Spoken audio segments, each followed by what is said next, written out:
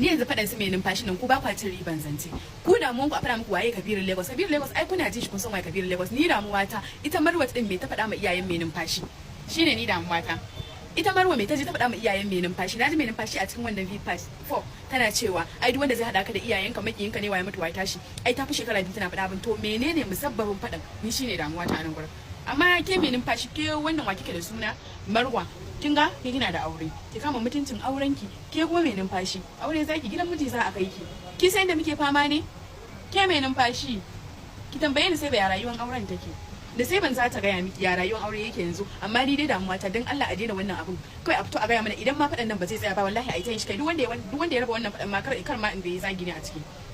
so kai yanzu wannan Kabiru Lagos ne ko kake ko waye Kabiru Lagos dai ai a bayyane yake naji wayannan suna cewa a sa hoton shi wannan suna cewa a sa hoton shi ku je ku duba comment din me wannan notification din yayi bad comment ni kawai a faɗa min menene musabbabin faɗan shine damuwa ta mu mun yi posting mun ji mu yan ƙarya ne shi kuma Kabirun da kike maganan wai da ni da mamana ya zo kwata ƙarya kike yi Kabiru Lagos din da kika je ai ni na san saurayin ki ne karki man yake yanzu aka fara saboda ba tsoron ki ake ji ba kuma wani kika fi hau da baki ba bari ki ji in gaya miki kuma na baki da ƙananan yara kin ji kunya kin yi asara wallahi Marwat bana gari daman da ina gari daman ni zan kira ki kin ga wai abun kunyan wai da ya kare mata da ta ji labarin abin tayi abin ya sha mata kai ta je shine yanzu ta zo tana wani maganganun wai ta nima na je na zauna kin ci jaka na je na zauna na yi magana ki a wace ce ke me kike da shi Marwat ko kin manta lokacin da kuka yi zaman dadiro da ke da Talmis ƙuri kawai kike sa kayan naki na jikinki ne suke gaya mana ara kike yi dan me cin uwarki Marwat Dallatu to Khadija mai numfashi ta fi ƙarfinki Nisaiba ma ta fi ƙarfinki bari in barki da kanwan Nisaiba ita kadai za ta iya da ke ita kuma jikakki ba tunda Nisaiba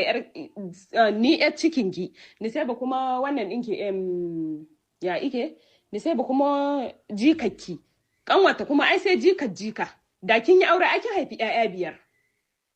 sanin ki ne bani ba tun a lokacin kike bariki mu kuma muke cilin kin manta Marwat ba ki da amfani a cikin rayuwar mutum ma duk wanda i zauna da keke sai kin zage shi a rayuwarki ta rayuwarki ko zaki ji shi ya to ai kin girme mu dole ki koya mana ki nuna mana ke babba ce Marwat to na rantse da Allah ki fita daga sabgogi na